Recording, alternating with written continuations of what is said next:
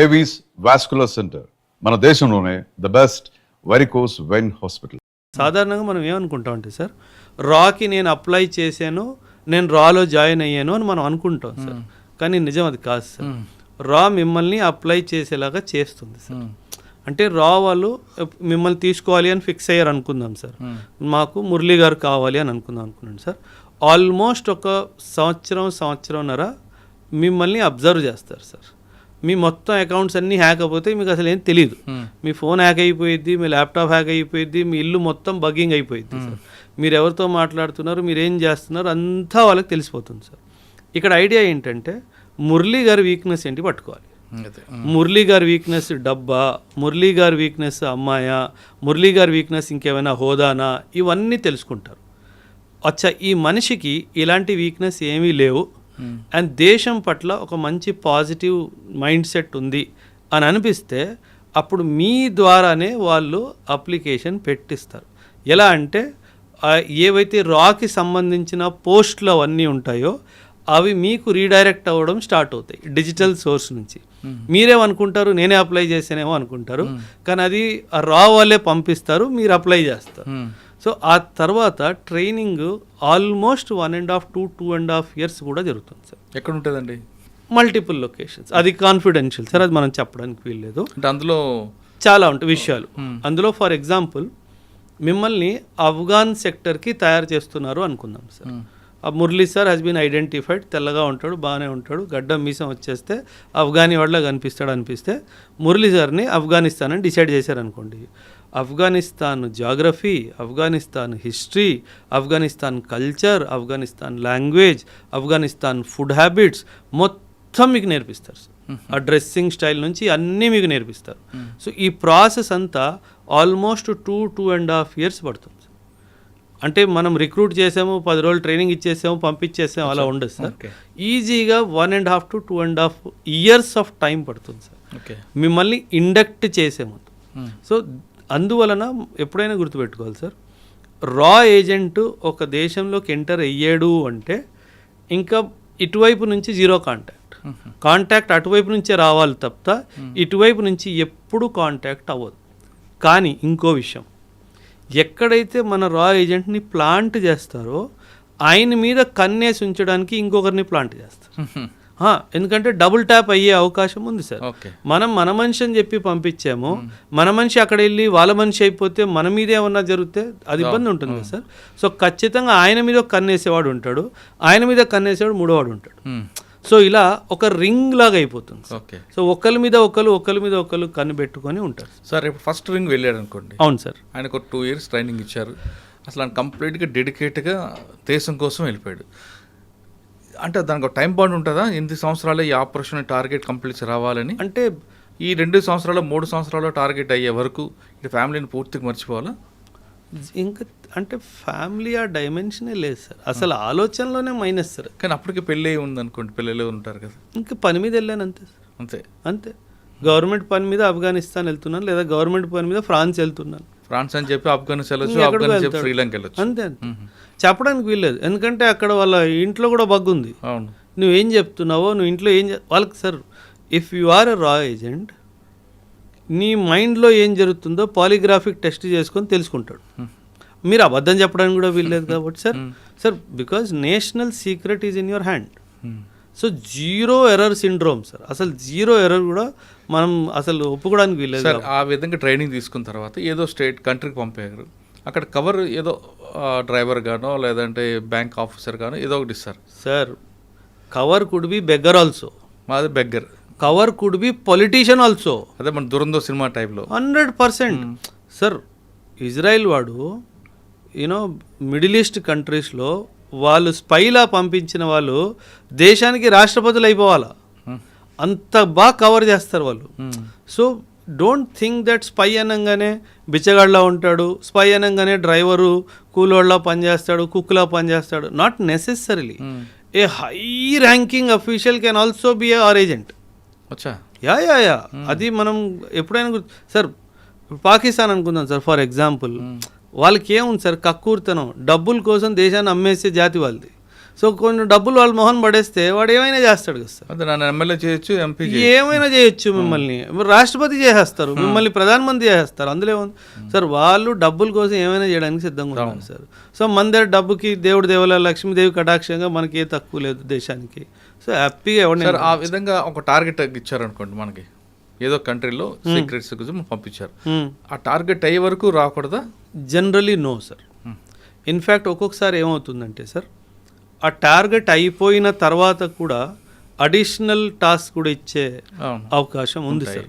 అంటే ఇప్పుడు for example ఒక ఏజెంట్ని ఒక లష్కరే తైబాకి చెందిన ఒక కమాండర్ని ఎలిమినేట్ చేయడానికి పంపించారు, రైట్ సార్. వీడు చాలా ఎక్సలెంట్గా ఒక 6 నెలలు 8 నెలలు టైం తీసుకొని వాడు మూమెంట్ అంతా ట్రాక్ చేసి అసలు 0 ఎర్రర్ తోటి వాడిని ఎలిమినేట్ చేయడం జరిగింది సార్.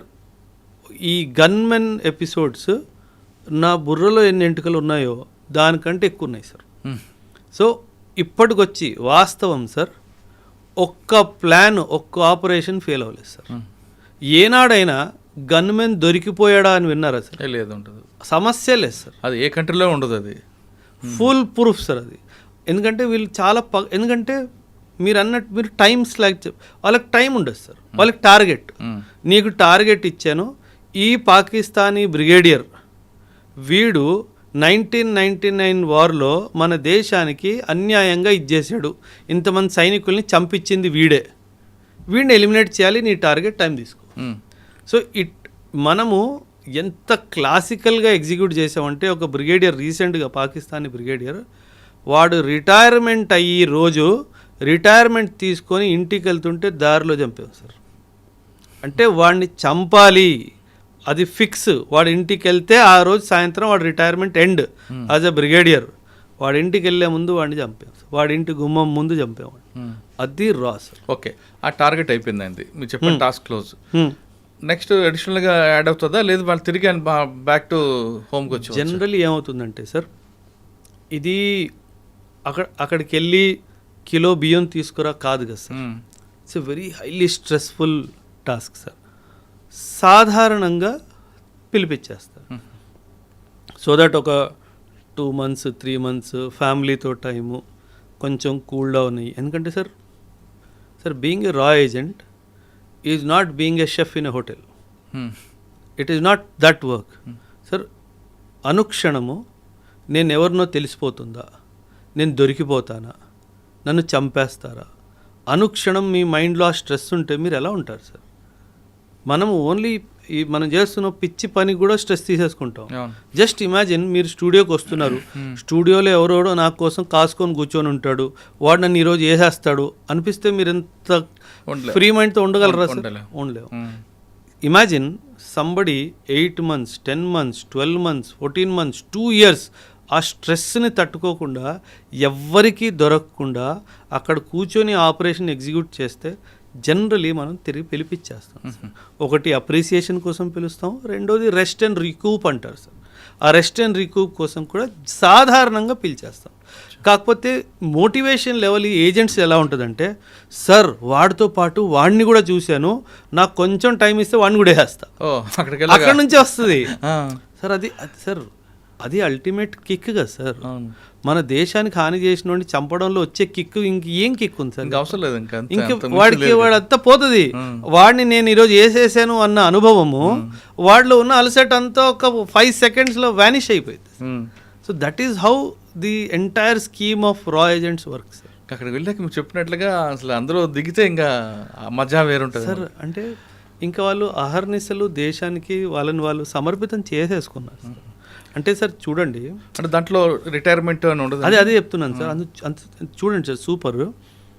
ఒక సైనికుడు దేశాన్ని సేవ చేస్తూ ప్రాణాన్ని కోల్పోతే ఒక మారటైర్ అని చెప్పి న్యూస్ పేపర్లో పెద్ద పెద్ద పొలిటీషియన్స్, పెద్ద పెద్ద సమాజానికి చెందిన వాళ్ళు వెళ్ళి వాళ్ళ రెస్పెక్ట్స్ వాళ్ళు ఇస్తారు. కానీ ఒక సైలెంట్గా ఒక ఏజెంట్కి ఏమైనా అయితే అసలు మావాడు కాదనేస్తారు కదా సార్. అంటే మన దేశము మనల్నే కాదు అని అనేస్తుంది, అయినా సరే మనం మన దేశం కోసం పోరాడాలి. ఆ ఆలోచన రావాలి అంటే మీరంతా కమిటెడ్గా ఉండాలి సార్. అసలు అది దాన్ని మించింది లేదండి. అసలు లేదు కదా సార్. అంటే మన అందరికీ ఒక రికగ్నిషన్ మనకు పురుగు ఉంటుంది. ఒరే నేను చేశానని చెప్పరా, నేను చేశాను రా, వాడికి అసలు ఆ ఫీలింగే లేదు కదా సార్. అయితే చేశాను లేదా అంతే సార్, అయితే చేశాను లేకపోతే పోతాను, అంతే. మూడో ఆప్షన్ లేదు కదా సార్ అక్కడ. అంటే అక్కడ నేను దొరికిపోతే వీళ్ళు ఫోన్ చేస్తే నన్ను పంపించేస్తారు, లేదు కదా సార్. అది గుర్తుపెట్టుకోవాలి సార్. గ్రేట్ అండి. అసలు మనం మాటల్లో చెప్పలేము సార్. రా ఏజెంట్స్ చేసే ఈ దేశానికి రా ఏజెంట్స్ చేస్తున్న త్యాగం కానీ సర్వీస్ కానీ దానికి సాని లేదు సార్. ఇంక దానికి కంపారిజనే లేదు సార్, అసలు చేయడానికి వీల్లేదు. కానీ మన దగ్గర రా ఏజెంట్ ఉన్నారు, వేరే కంట్రీలో ఇంకొక ఏజెంట్ ఉంటారు, వాళ్ళు కూడా మన దగ్గర తీసి పంపిస్తుంటారు భారతదేశానికి. ఐఎస్ఐ అని పెడుతుంటారు, కానీ వాళ్ళ యాక్టివిటీస్ వేరే కనిపిస్తుంటాయి కదండి. అంటే వేరేగా అంటే సార్, ఇప్పుడు మన దగ్గర ఉంది, మనం ఒక టాస్క్ ఇచ్చాం, మన కంట్రీకి లాస్ చేస్తున్నాం, ఆ టాస్క్ మీదే ఉంటుంది తప్ప అక్కడ అరాచకాలు చేయాలనో లేదా ఇంకోటి మనం చూపించాం. కానీ పాకిస్తాన్ నుంచి వచ్చిన వాళ్ళు ఇక్కడ వాళ్ళ టాస్క్ బ్లాస్టులు చేయడం ఇటువంటి చేస్తుంటారు కదా. వాళ్ళు స్పై ఏజెంట్స్ కాదు, ఆ టెర్రరిస్టులు సార్. వాళ్ళకి అసలు ఏం జీరో. ఆ టెర్రరిస్టులను చూసుకునే బాధ్యత మన ఆర్మీ వాళ్ళు చూసుకుంటారు. అది వాళ్ళు రోజు చేసే పని కాబట్టి వాళ్ళతో పెద్ద ఇదేం లేదు సార్. ఓకే, మళ్ళీ మనం వెనక్కి వద్దాం. అజిత్ దోవల్ ఆయన టీం ఎంతమంది ఉండొచ్చండి? అంచనా లేదండి మనం అసలు నంబర్స్లో.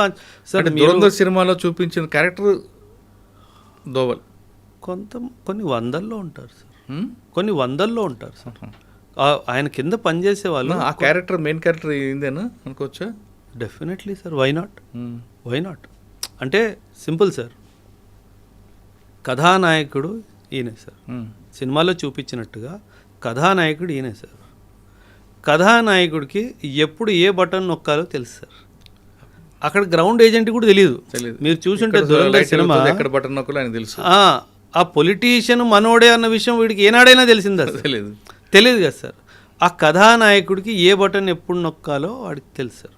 ఇదే కదా సార్, మీరు టైగర్ జిందా హే సినిమా ఒకవేళ చూసుంటే కనుక సల్మాన్ ఖాన్ సినిమా, యా టైగర్ జిందా హే, టైగర్ అభి బాకీ హే, ఏదో పేరు మీద సినిమా ఉంది సార్. అక్కడ పరేష్ రావల్ ఉంటాడు సార్ మిడిల్ ఈస్ట్లో. వీళ్ళకి ఆ విషయం తెలియదు మనోడే అని చెప్పేసి. ఆ లాస్ట్ మూమెంట్లో అక్కడ ఉన్న సైనికులు వీళ్ళని చంపైపోతే మధ్యలో చాపుతాడు. అప్పుడు వీళ్ళకి అర్థమైపోతుంది. అప్పుడు వీడు అంటాడు, ఒరే నువ్వు పుట్టక ముందు ఈ భూమిలో నేను వచ్చా, సో నువ్వు బచ్చాగాడిలా ఉండు అని చెప్తాడు వాడు. సో ఎవరు మనల్ని ఎలా ఎందుకంటే స్టార్టింగ్లో పరేషాలో ఒక స్టేట్మెంట్ ఇస్తాడు, నా ఒక కన్ను నీ మీద ఉంది అంటాడు. అప్పుడు కూడా మనం ఎవరికి స్విచ్ అలగదు, అరే వీడు కూడా మన రాయజెంటేరా అని చెప్పేసి. మనకేమనిపిస్తుంది, వాడు ఏదో బిజినెస్ పరంగానే ఏదో డైలాగ్ కొట్టాడు అనిపిస్తుంది. కానీ వాస్తవానికి ఏంటి, వాడు చెప్తాడు, ఒరే నా కన్ను ఒకటి నీ మీద ఉంది, నాకు నీ మీద భరోసా లేదురా అంటాడు. ఆ భరోసా లేదంటే ఏంటి, నువ్వు ఎప్పుడొకప్పుడు దొరికిపోతావు, నేనే రావాలరా నేను సేవ్ చేయడానికి అన్నట్టుగా. సో ఆ డైమెన్షన్లో సార్. సో ఖచ్చితంగా కవరప్స్ ఉంటారు సార్, ఖచ్చితంగా కవరప్స్ ఉంటారు. కానీ మీరు అన్నట్లుగా వాళ్ళు దేశం కోసం అంకితం అవుతున్నారు కాబట్టి కుటుంబం అవన్నీ ఆలోచించారు సార్. వాళ్ళకి శాలరీస్ ఎలాగ ఉంటాయండి?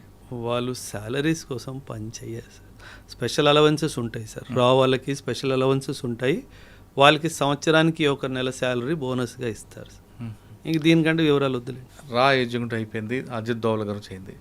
మీరు చేసిన ఆపరేషన్లో మంచి ఆపరేషన్ చెప్పండి సార్. 2008 ముంబై బాంబ్ బ్లాస్ట్ జరిగింది సార్. 2008లో ముంబై బాంబ్ బ్లాస్ట్ జరిగింది. ఆ ముంబై బాంబ్ బ్లాస్ట్లో మన దేశం ఒక రిప్లై ఇవ్వాలి కదా సార్. అవును, అటాక్ చేయాలో ఏదో ఒకటి చేయాలి. అప్పుడు మాకు ఆర్డర్స్ ఏమొచ్చాయంటే sir, you deploy in the borders అన్నట్టుగా కొన్ని సర్వలెన్స్ ఎక్విప్మెంట్స్ని పెట్టండి అన్నట్టుగా కొన్ని ఆదేశాలు మాకు వచ్చాయి సార్. అంటే 2008 వరకు నేను నార్మల్ యూనిట్లో ఉన్నాను, పీ స్టేషన్లో ఉన్నాను. అకస్మాత్తుగా బార్డర్కి వెళ్ళాలి, అకస్మాత్తుగా యుద్ధం అయ్యే అవకాశం ఉంది. చూడండి ఎలా పల్స్ మారిపోతుంది, మైండ్లో పల్స్ ఎలా మారిపోతుంది సార్. ఇన్స్టెంట్గా ఓవర్ నైటే ట్రావెల్, డే టైంలో ట్రావెల్ చేయడం తెలియలేదు. డే టైంలో ట్రావెల్ చేస్తే ఎనిమీ సర్వేలెన్స్ సిస్టమ్ ద్వారా తెలిసిపోతుంది. ఓవర్ నైట్కి వెళ్ళి దొంగచాటున బార్డర్ దగ్గర ఒక సర్వేలెన్స్ ఎక్విప్మెంట్ పెట్టాలి అంటే ఆషామాషిగా సార్. అంటే దట్ వాజ్. అండ్ ఆ సర్వేలెన్స్ ఎక్విప్మెంట్ ద్వారా మనం ఎనిమీ డీప్ టెరిటరీలో చూడాలి అంటే ఒక హైట్ మీద పోవాలి సార్. దాన్ని మాస్ట్ అంటారు, MAST, మొబైల్ మాస్ట్ ఉంటుంది. 30 మీటర్స్ హైట్ మీద మొబైల్ మాస్ట్ మీద ఆ సర్వేలెన్స్ ఎక్విప్మెంట్ పెట్టి ఎనిమి లోపలికి డీప్గా 12 కిలోమీటర్ లోపలికి చూడాలి అని మాకు ఆదేశం. ఇమాజిన్ నువ్వు 30 మీటర్స్ హైట్లో కూర్చొని ఉన్నావు, చిన్న తప్పు నీ లొకేషన్ వాడికి దొరికితే ఇంకేది మిగలదు. వాడికి తెలుసు 2008-26 ముంబై బ్లాస్ట్ జరిగింది, అటాక్స్ జరిగాయి, భారత్ ఏదో ఒకటి చేస్తుందని చెప్పి వాడు కూడా కాపు కాసుకొని కూర్చుంటాడు కదా సార్. ఒక చిన్న మూమెంట్ తప్పు నువ్వు ఎక్కుతున్న సౌండ్ వల్ల వాడికి తెలిసినా, నువ్వు ఎక్విప్మెంట్ సెటప్ చేస్తున్న సౌండ్ వల్ల వాడికి తెలిసినా, నువ్వు అబ్జర్వ్ చేస్తున్నావు అన్న రేడియో ఫ్రీక్వెన్సీ సిగ్నల్స్తో కూడా వాడికి తెలిసినా, నీ communication silence, though communication was completely silence, radio set open చేయడానికి వీల్లేదని చెప్పేసాడు సార్. అబ్జర్వేషన్ ఇవ్వాలి, అబ్జర్వేషన్ చేసి కింద కమాండ్ పోస్ట్కి ఇవ్వాలి, ఏం చేయాలో మీతో సంబంధం లేదు. అంటే పరిస్థితి ఎలా అయిపోయిందంటే ఇటు కదలలేము, ఇటు ఒక చిన్న సౌండ్ చేయలేము, వాడేమో మనల్నే చూస్తున్నాడు, వాడు ఎప్పుడు ఎలా రియాక్ట్ చేస్తాడో తెలియదు. అంటే ఫస్ట్ టైం ఆ పోస్ట్ ఎక్కడది? రాజస్థాన్ బోర్డర్. ఫస్ట్ టైం లైఫ్లో సార్ భయం అంటే ఎటో అర్థమైంది సార్. ఆ రోజు రాత్రి అమ్మ ఇంత భయంకరంగా ఉంటుందా ఎక్స్పీరియన్స్. అండ్ మీరు డైరెక్ట్ ఫైరింగ్ రేంజ్లో ఉన్నారు సార్. వాడు మా అయితే ఒక్కసారి మిస్ అవుతాడేమో, రెండోసారి మిస్ అవడు. అంటే మనకి ఎటువంటి డిఫెన్స్ సిస్టమ్ లేకుండా మనం చాలా ధైర్యంగా ఎనిమి ఇన్ఫర్మేషన్ మూమెంట్స్లో ఏమన్నా మూమెంట్ ఉందా ట్రాక్ చేసి కమాండ్ పోస్ట్కి పంపించడం అన్నది చాలా డిఫికల్ట్ టాస్క్ సార్. సో ఆ రోజు ఫస్ట్ టైం నాకు అర్థమైంది, అంటే చిన్న తప్పు జరిగితే చచ్చిపోతాము అంటే ఎంత సీరియస్నెస్గా చేయాలి. అంటే సార్ మన బాడీలో ఒక చిన్న షైనింగ్ ఐటమ్, ఆ పెన్ను పెట్టుకున్నా సరే ఆ పెన్ను షైన్ అయింది అనుకోండి, ఏమంటారు కనిపించింది అనుకోండి రాత్రిలో, బుల్లెట్ అటే వస్తుంది. సో చాలా తస్మాత్ జాగ్రత్త అంటాం కదా సార్. అంటే మీ గురించి ఏం తెలియకుండా మేము ఈ షూస్ ఉన్నాయనుకోండి సార్, ఈ mobile mast iron elevated post sir, iron మీద కాలు పెడితే సౌండ్ వచ్చింది కదా సార్, దీనికి బట్ట చుట్టుకోవాలి అండ్ సౌండ్ రాకుండా. అంటే నాకు కడియం వేసుకుంటాను కదా సార్, ఆ కడియం రాడ్ తగులితే సౌండ్ వస్తుంది, కడియం మొత్తం చేసుకొని దాన్ని దారంతో కట్టి, దానికి కూడా లైట్ పడితే దారంతో కట్టేయాలి దీన్ని. సో అంటే చిన్న చిన్న విషయాలు చాలా జాగ్రత్తగా ఉంటే కానీ అలాంటి ఆపరేషన్స్ ఎగ్జిక్యూట్ చేయలేము sir.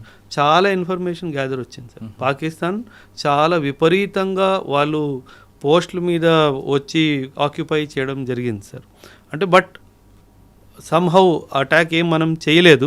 In fact sir 2008 Mumbai attacks తర్వాత మన దేశం ఎటువంటి కీలకమైన యాక్షన్ పాకిస్తాన్ మీద తీసుకుపోవడం అన్నది చాలా పెద్ద దుర్భాగ్యమైన విషయం సార్.